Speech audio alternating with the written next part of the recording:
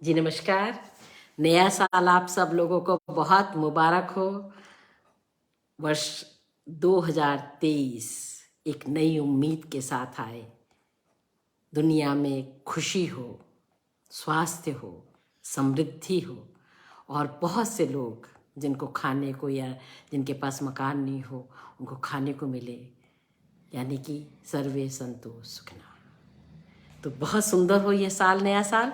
और कथा नट्टी इस नए साल में आप लोगों का स्वागत करते हुए एक कहानी सुना रही है और उसका नाम है तुम कौन हो। बड़ा जरूरी सवाल है। हम अपने आप से भी पूछते हैं कि मैं कौन हूँ और दूसरों के बारे में भी जानना चाहते हैं कि आखिर जो सामने बैठा हुआ कौन है। कहानी बहुत पहले लिखी हुई है, हम लोग जब पढ़ेंगे तो पता चलेगा।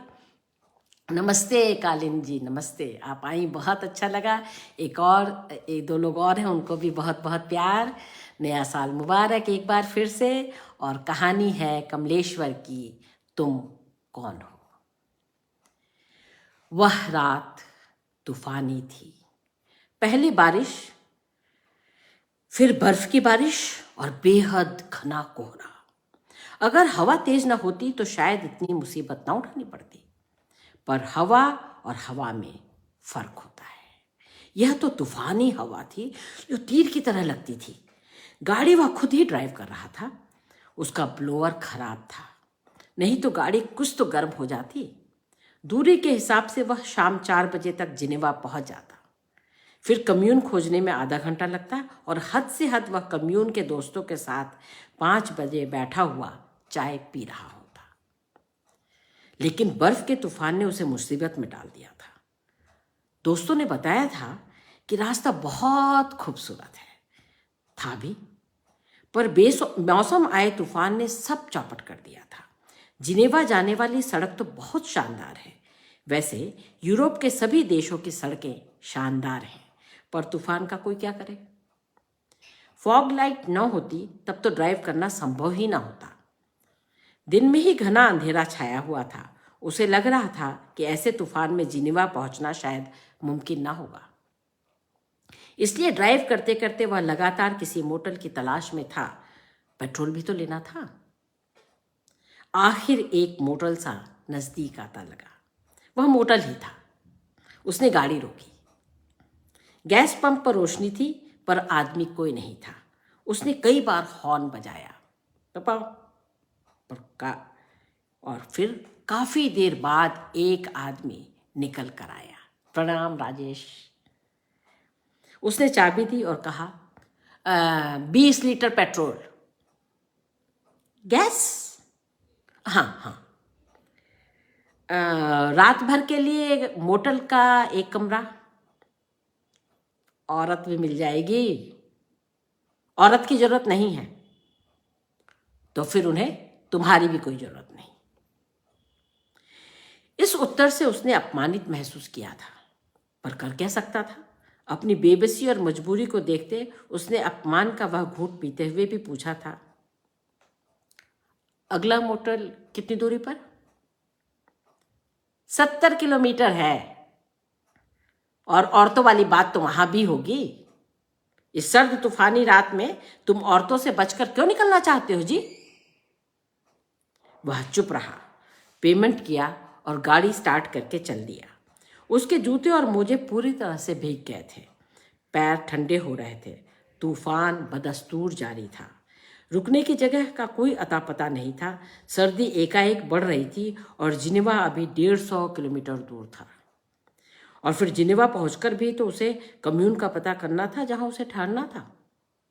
वह बहुत परेशान था, पर चलते जाने के अलावा कोई चारा भी नहीं था। सड़क खाली थी, ट्रैफिक था ही नहीं। उससे गलती यह हुई थी कि उसने चलने से पहले मौसम का बुलेटिन नहीं सुना, इसीलिए इस तूफान में फंस गया था। 70 किलोमीटर के बाद भी कोई मोटल नहीं आया तो वह पस्त हो गया।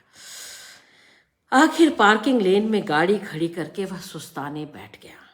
और राहत की बात यह थी कि वहीं एक नीग्रो जोड़ा भी गाड़ी रोक के खड़ा था। सड़क के दोनों ओर चीड़ के जंगल थे। तूफानी बारिश में वे जैसे हवा से बातें कर रहे थे।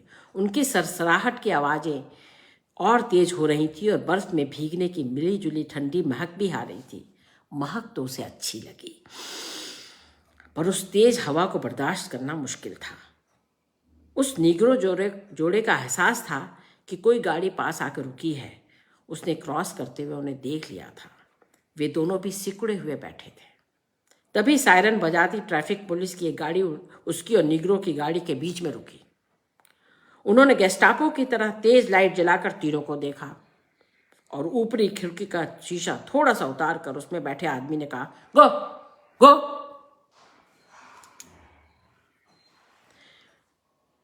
पर इस तूफान में हाउ गो, नीग्रो चीखा था। नाश्ते नाश्ते गो, ट्रैफिक वाला और जोर से चीखा था। Okay okay 5 minute. नीग्रो शांत पड़ गया था। ट्रैफिक पुलिस की गाड़ी 5 मिनट की मोहलत देकर आगे चली गई थी। उस नीग्रो ने अपनी गाड़ी मेरी गाड़ी के बराबर में लगा दी थी और पूछा था, कहाँ? Geneva. And you? Lausanne. These bastards, ये तुम्हारा पैसा तो निचोड़ लेते हैं लेकिन अपने देश में टिकने नहीं देते, उस नीग्रो ने अंग्रेजी में कहा था। सारी नफरत और कल्चर की बातें करते हुए हमें और तुम्हें बर्दाश्त नहीं करते। एशिया से हो? शायद इंडियन या पाकिस्तानी? इंडियन। हम अमेरिकन हैं, पर ये हमें अमेरिकन नहीं मानते। हरामजादे, हमें जबान दबा के निग्गर्स बुलाते हैं और निग्रो ही मानते हैं। मुझसे पूछ रहे थे इस औरत को कहाँ से पकड़ लाए, पर यह औरत नहीं, मेरी बीबी है। यह हरामजादे औरत और बीबी में फर्क नहीं करते हैं। औरत की इज्जत नहीं करते। ये सिर्फ पैसे वाली औरतों और आर्मी की औरतों की थोड़ी बहुत इज्जत करते हैं। अच्छा है कि इन्हें अंग्रेजी नहीं आती। बास्टर्ड्स, वह बोला था और बहुत तेजी से अपनी गाड़ी सड़क पर लाकर कोहरे और बर्फ की बारिश में आगे चला गया था। उसकी हिम्मत पस्त थी। बर्फ, कोहरे और सर्दी ने उसे लगभग लाचार सा कर दिया था। वह उस नीग्रो जोड़े के साथ आगे निकल जाना चाहता था, पर गाड़ी के इंजन ने धोखा दे दिया। लो जी, वह स्टार्ट ही नहीं हुई। यहां तो एक सी परेशानी में पड़े आदमी की जान पहचान का भी कोई मतलब नहीं। कोई किसी से नहीं बात करता। नीग्रो जोड़ा अमेरिकन था, इसलिए वह समान अपमान सहते हुए भी उससे अलग होकर के चला गया। देश के हिसाब से अपमान का दंश और अपमान को सहने का अनुपात भी अलग अलग था। यही उसे लगा था। वह अमेरिकन नीग्रो तो गाली भी दे सकता था, वह तो खुद को और भी गया गुजरा पा रहा था। उसे लगा कि वह दूसरा तूफान तो इस बर्फीले तूफान से भी ज्यादा भयानक है। और तब उसे पेरिस के सोबोर्न इलाके का वह रेस्टोरेंट याद आया, जहां वह इंडियन रेस्टोरेंट नाम सुनकर अपने लोगों से मिलने, अपनी पहचान पाने के लिए गया था। म्यूजिक सिस्टम पर रविशंकर का सितार बज रहा था। उसने राहत की सांस ली और मछली की करी के साथ भात खाया। पर जब उसने भारतीय बैरे से हिंदी में बात करनी चाही तो पता चला कि वे भारतीय तो हैं, पर पौंडीचेरी के हैं, इसलिए फ्रेंच बोलते हैं। वह कसमसा के रह गया था। उसने रेस्टोरेंट के मैनेजर से भी मिलने की इच्छा जाहिर की थी, पर मैनेजर तो उसे मिले बिना ही भाग गया था। क्यों? आखिर क्यों? वह क्यों एक भारतीय से नहीं मिलना चाहता था? तब एक वैरे ने बड़ी शालीनता से कहा, साहब, हम पाकिस्तानी हैं, पर हमारे पास पाकिस्तानी म्यूजिक और पाकिस्तानी फूड के रूप में परोसने के लिए कुछ भी नहीं। इसलिए हम हिंदुस्तानी म्यूजिक और फूड के नाम पर अपना कारोबार चला रहे हैं। इसी मजबूरी को छिपाने के लिए मैनेजर साहब आपसे मिले बिना ही चले गए। उसने तब आदमी की जड़ों को, उस सांस्कृतिक संकट को पहचाना था और उससे सहानुभूति महसूस की थी। वह खुद इसी बात का जगह जगह शिकार था। उसे लग रहा था कि आगे भी शायद लगातार उसे इसी संकट से गुजरना है, पहचान और मानवीय सम्मान की तलाश में। उसने यूं ही गाड़ी स्टार्ट की तो इंजन चालू हो गया।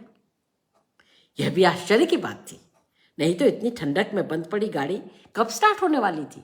Lucky lucky.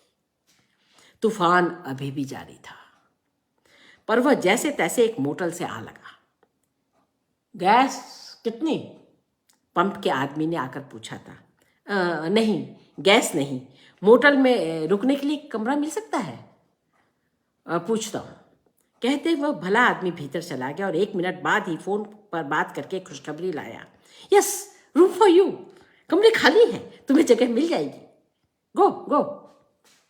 वह मोटल के रिसेप्शन पर पहुंचा। बर्फीले तूफान से राहत देने वाली गर्म हवा का झोंका लगा तो लगभग उनींदा सा हो गया। पासपोर्ट, उसे लगभग न देखते हुए रिसेप्शन वाले ने पासपोर्ट तलब किया। उसने पासपोर्ट देकर राहत की सांस ली, पर तभी रिसेप्शनिस्ट ने कहा, सॉरी, नो रूम। पर अभी तो आपके स्टेशन पंप वाले ने, नो आर्ग्यूमेंट, नो रूम। मुझे मालूम है बहुत सारे रूम खाली पड़े हैं। Sorry, no argument, no room. क्या यह रंगभेद है? Don't shout, go away.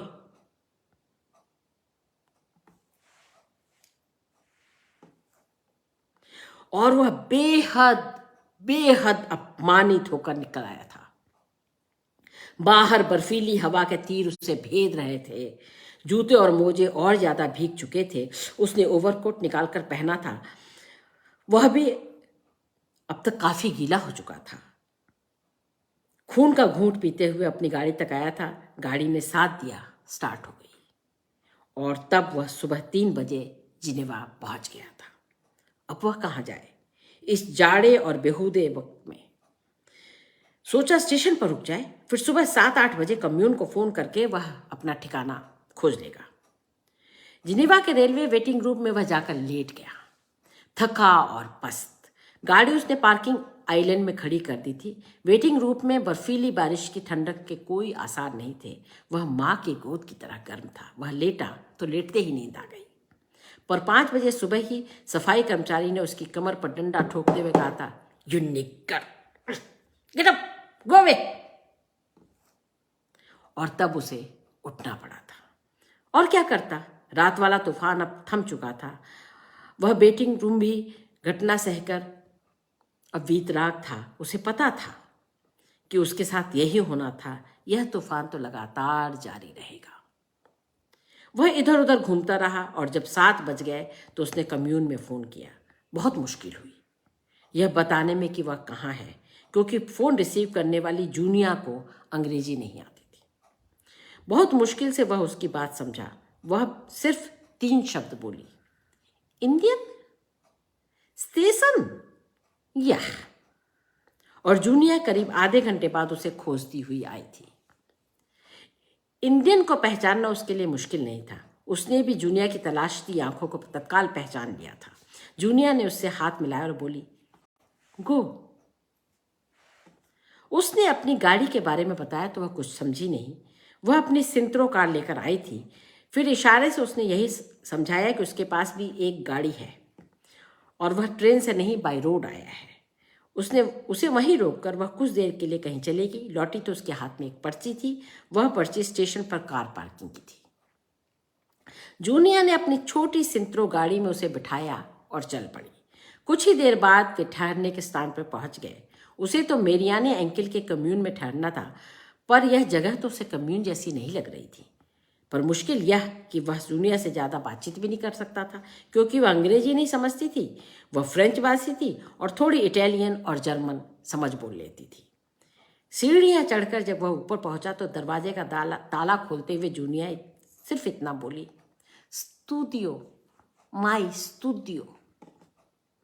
और वह पेरिस के 2-4 दिनों के अनुभव से समझ गया कि यह जूनिया का अपना कमरा था। यही उसने बताया भी था। कुछ देर के लिए वह कुछ भी समझ नहीं पाया था कि कम्यून पहुंचने के बजाय वह जूनिया के कमरे में क्यों कर पहुंच गया। फोन तो उसने सही नंबर पर किया था। स्टूडियो यानी कैमरे के एक कोने में फोन भी रखा भी हुआ था, लेकिन उस फोन पर नंबर नहीं लिखा था। कमरे के दूसरे कोने में छोटे से पार्टीशन से सटा हुआ जूनिया का एक चूल्हे वाला किचन था। वह वहां खड़ी शायद चाय बना रही थी, पर वह हर गुजरते पल के साथ और भी गहरे रहस्य में फंसता जा रहा था कि आखिर ये जूनिया, ये उसका कमरा, फोन, उसका स्टेशन पर आकर उसे ले आना। तब तक जूनिया ने चाय के मग्गे सामने रख दिए। वह चाय पीने लगा। चाय पीते पीते उसने फोन नंबर का रहस्य जानना चाहा। जूनिया ने नंबर बताया। वह फ्रेंच गिनती नहीं समझ पाया तो जूनिया ने रोमन गिनती में एक कागज पर अपना फोन नंबर लिख करके उसे दे दिया और इशारे से उसे आश्वस्त किया कि वह ठीक जगह आया है, चिंता की कोई बात नहीं। किचन की तरफ से तभी कुछ चिट चिट की आवाज आई तो जूनिया उठी। उसने एक प्लेट में भुने हुए सॉसेजेस लाकर रख दिया और इशारा किया, खाओ। एक सॉसेज उसने भी उठा लिया। यानी अब उसका चाय नाश्ता समाप्त हो गया था। वह समझ नहीं पा रही थी कि अब वह क्या करे। काम तो कई थे और उसे आगे भी जाना था। लुजान जाकर उसे ट्रिब्यू द लुजान के रिपोर्टर पियरे कोल्ब से भी मिलना था। साथ ही उसे जिनेवा में भी एक दो काम थे, पर भाषा की परेशानी के कारण सब कुछ जैसे अटक गया था। और इन कामों से भी ज़्यादा तो उसे थकान सता रही थी।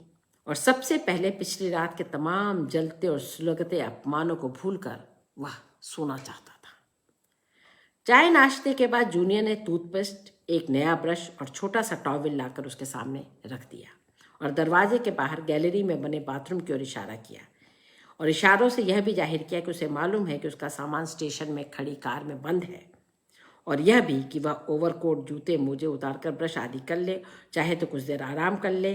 तब तक वह एक काम से कहीं जाएगी और 3-4 घंटे में वापस लौट आएगी। दोनों चाबियां थमाकर जूनिया अपने काम पर निकल गई। वह लौटी तब वह गहरी नींद में था। उसी ने उसे कंधे हिलाकर जगाया और घड़ी दिखाते हुए बताया कि अब लंच का समय हो गया है, इसलिए गो यानी चलो। वह अपनी उसी सिंत्रो कार में उसे जिनेवा लेक ले गई। वहीं एक बेहद खूबसूरत रेस्तरां में उसने खाना खिलाया। फिर उसने झील में तैरते काले हंस दिखाए। Shelley Shelley. उसने अंदाज लगा लिया कि वह अंग्रेजी कवि शैली की बात बताना चाहती थी, जो इसी झील में एक तूफानी दिन अपने प्राण खो बैठा था। उसने आत्महत्या की थी। फिर वह उसे पतझड़ से बड़े सुनसान जंगलों को दिखाने ले गई थी। पतझड़ का दृश्य देखकर वह विमुक्त रह गया था। शायद छुट्टी के कारण बहुत से सैलानी झील पर और जंगलों में भी मौजूद थे, पर वहां भीड़ के बावजूद एकांत था। वह जूनिया को लेकर भी विमुक्त था। कैसी लड़की है यह, कितनी विचित्र और कितनी अलग। जूनिया जैसे उसकी जन्म जन्मांतर की बंधु बनी उसके साथ उन्मुक्त भाव से पेश आ रही थी। और तभी जूनिया एक आजाद उन्मुक्त पंछी की तरह पतझड़ के सफेद कालीन पर दौड़ती चली गई और कोहरे में अदृश्य हो गई। उसके तो जैसे पंख लग गए थे। कुछ पुकारने जैसी आवाज तो आई, पर उसे यहां पुकारने वाला कौन था? लेकिन उसके मन में अनुगूंज उठी थी कि कहीं जूनिया ने तो उसे नहीं पुकारा। उसने मन ही मन उस आवाज का उत्तर दिया था, जूनिया, जूनिया, जूनिया। लेकिन उसके उत्तर में कोई आवाज लौट के नहीं आई। पतझड़ से भरा वह सफेद जंगल अब उसे एक तिलिस्म सा दिखाई दे रहा था। अगर जूनिया उस कोहरे से लौट कर ना आए तो वह क्या करेगा? चारों तरफ तो जंगल ही जंगल है। तभी एकदम अंधेरा छा गया। जंगल सफेद से सुरमई हो गया और बारिश होने लगी। बारिश की सर्द सुइयां बदन के खुले हिस्सों को चुभोने लगी। धीरे धीरे उसका ओवरकोट भी भीग गया और पतझड़ के सूखे पत्तों के नीचे जमा बर्फीले कीचड़ ने उसके सूखे हुए जूते और मोजों को फिर से भिगो दिया। कि तभी एकाएक भीगी तितली की तरह जूनिया उस कोहरे की दुनिया से निकलकर उसके पास आई थी। कपड़े भीगकर उसके बदन से चिपक गए थे और तब उसने उसे भर आंख देखा। वह संगमरमर की नंगी मूर्ति की तरह लग रही थी। एकाएक वह समझ ही नहीं पाया था जूनिया किसी मोटल की औरत थी या संगमरमर की कोई मूर्ति। और उस सर्द अंधेरे मौसम में उसका हाथ पकड़कर जूनिया उसे अपनी सिंत्रो कार तक घसीटती ले गई थी और स्टूडियो की तरफ चल दी। बारिश और तेज हो गई थी और अब तक बर्फ की बारिश में बारिश नहीं बदली थी। वह स्टेशन तक जाकर अपने कपड़े लाना चाहता था, पर कुछ संकोच, अड़चन और जूनिया के उन्मुक्त लय को तोड़ देने का साहस वह नहीं कर पाया। एकाएक सर्द हवा चलने लगी थी। उसने अपना भीगा हुआ ओवरकोट उतारकर जूनिया को देना चाहा था, पर कार में जगह की कमी और संगमरमरी जूनिया को लगातार देख सकने की इच्छा ने उसे ऐसा करने से रोक दिया।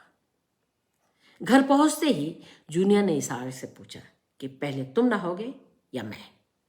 नहाना क्या जरूरी था, पर जूनिया के प्रति एक अजीब सी आसक्ति के आकर्षण ने उसे खुद पहले नहाने को तैयार कर दिया था। पर कपड़े उसके पास कहाँ थे? कपड़े तो कार में थे। उसकी उलझन को समझकर जूनिया ने अपना एक गाउन उसे दे दिया था और समझाकर बताया था, आज इसे ही पहनकर सो जाओ, कौन देखने वाला है तुम्हें कि तुम एक लड़की का गाउन पहनकर सो रहे हो। सुबह तक तुम्हारे कपड़े सूख जाएंगे, तब तुम उन्हें पहन लेना। और जब तक गैलरी के बाथरूम के गर्म पानी से नहाकर वह वापस आया था, तब तक जूनिया उस सर्दी में उसी संगमरमर की नंगी मूर्ति की तरह बैठी हुई चाय पी रही थी। वह जूनिया के गाउन में बहुत अटपटा महसूस कर रहा था। फिर वह नहाने चली और जब लौट कर आई, तब तक एक चूल्हे वाले किचन में दलिया और पोर्क की खिचड़ी पककर तैयार हो गई थी। खिचड़ी खाने के बाद अब उसके सामने सोने का सवाल था। बिस्तर एक ही था और सर्दी हद से ज्यादा बढ़ गई थी। दोपहर में तो वह अकेला था, इसलिए शांति से सो गया था, लेकिन अब इस रात में तब तक जूनिया अपना गाउन उतारकर बिल्कुल एक उजागर संगमरमरी मूर्ति के रूप में उसके सामने थी। उसने उसी एक बिस्तर पर इलेक्ट्रिक क्विल्ट लगाकर उसे पुकारा, गो। बिजली की रजाई गर्म हो रही थी और सारे संकोच के बावजूद अब वह आराम से सोना चाहता था, पर जूनिया का उजागर संगमरमरी शरीर उसे बुला रहा था। पता नहीं यह पुकार खुद उसके मन की थी या जूनिया के मन की। बिजली की उसी एक रजाई में आखिर वह भी जूनिया के साथ घुस गया था और करवट लेकर उसने उसके लिए 3/4 जगह छोड़ दी। वह आधी से अधिक जगह पार करके भी जूनिया की तरफ नहीं खिसक पाया था और न जूनिया ने आधे बिस्तर की यह लक्ष्मण रेखा पार की थी। सुबह आँख खुली तो चाय तैयार थी, साथ में उबले अंडों का नाश्ता भी। उसके बाद जूनिया ने पिछले दिन की तरह पेस्ट और ब्रश उसके सामने रख दिया था। आज उसे इशारा करके कुछ बताने की जरूरत नहीं थी। उसे पता था कि बाथरूम की चाबी कहाँ लटकी हुई है। बाथरूम से वह लौटा तो जूनिया तैयार होकर अब एक खूबसूरत पेंटिंग की तरह उसके सामने मौजूद थी। उसने आंख भर के उसे देखा। जूनिया मुस्कुराई और बोली, गो। और तब उसे स्टेशन पर खड़ी गाड़ी तक पहुंचाने के लिए वह जिनेवा के स्विस बैंकों वाली स्ट्रीट से होती हुई पहले एक बहुत बड़े डिपार्टमेंट स्टोर में पहुंची। उसने अपनी गाड़ी पेवमेंट पर चढ़ाकर पार्क की और उसे डिपार्टमेंट स्टोर के लाउंज में बैठाकर खुद कहीं भीतर चली गई। उसने समझा जूनिया को कुछ खरीदना होगा। काफी देर बाद जब वह लौटी तो उसके साथ एक बहुत खूबसूरत नौजवान था। उसने हलो किया और पास बैठ गया। जूनिया उसके पार बैठी हुई थी और वह बहुत शालीनता से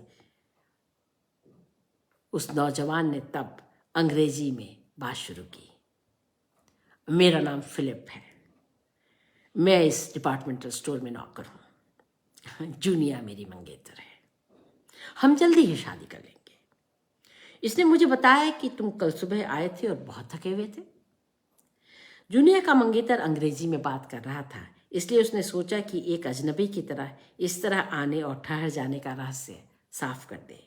उसने कहा, जी हाँ, मैं तूफान में बर्फ की तूफान को पार करता हुआ आया था और असल में मुझे मेरियाने कम्यून में ठहरना था और मैंने फोन भी वहीं किया था। हाँ, तुमने ठीक फोन किया था। और क्या? हाँ, देखो, जूनिया कह रही है कि वह कम्यून अब वहां नहीं है, पर वह फोन तो अब भी वहीं है। क्या यह एक खूबसूरत बात नहीं है? और जूनिया की बहुत खूबसूरत हंसी उसे फिलिप के कंधे के उस पार से सुनाई दी। कल मेरी छुट्टी थी, इसलिए जूनिया तुम्हें मुझसे मिलवा ना सकी, आज लेकर आई है, फिलिप ने बताया। मैं जूनिया को बहुत धन्यवाद देना चाहता हूँ। शुक्रिया जूनिया, बहुत बहुत शुक्रिया, उसके मुंह से अनायास निकला था। अरे, इसमें धन्यवाद की क्या बात है? हाँ, क्या जूनिया? हाँ, जूनी अब कह रही है कि कल रात भी तेज तूफान आया था, शायद तुम उसमें कहीं भटक जाते, इसलिए उसने सुबह तक का इंतजार किया। और हाँ, एक और बात, हाँ, जूनिया जानना चाहती है कि तुम कौन हो, who are you, who am I, तुम कौन हो, मैं कौन हूं। जूनिया का यह सवाल एक आदिम सवाल की तरह उसकी पूरी चेतना में कौंधने और गूंजने लगा। तुम कौन हो, मैं कौन हूं, कौन हूं मैं, तुम कौन हो, कौन हो तुम। बहुत शुक्रिया, आप लोगों ने कहानी सुनी और मेरा चैनल कहूँ एक प्रसंग को सब्सक्राइब करना ना भूले, मेरे पेज को लाइक करना ना भूले। आप लोग आते हैं तो मुझे बहुत अच्छा लगता है। बहुत बहुत आभार आपका।